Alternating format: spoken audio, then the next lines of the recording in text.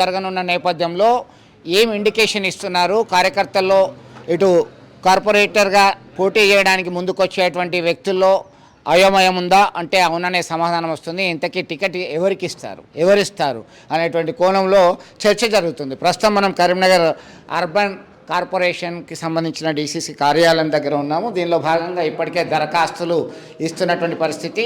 ఆ దరఖాస్తులు వివిధ డివిజన్లు కరీంనగర్ కార్పొరేషన్ పరిధిలో 66 డివిజన్లు ఉన్నాయి. 66 డివిజన్లకు గాను దానికి సంబంధించి ఒక్కో డివిజన్ నుంచి 3-4 అభ్యర్థులు పోటీ పడుతున్నారు.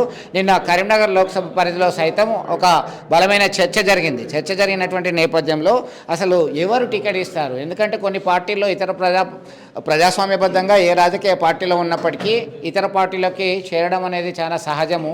ఇప్పుడు అధికారంలో ఉన్నటువంటి పార్టీలో జాయిన్ కావడానికి మీరు రండి, మా పార్టీలో నేను టికెట్ ఇస్తాను అని కొంతమందిని చేర్చినట్టుగా వచ్చినటువంటి వార్తల నేపథ్యంలో సమావేశమైనటువంటి 2 మంత్రుల ముందటనే వర్గ విభేదాలు మరొకసారి గుప్పుమన్నాయి.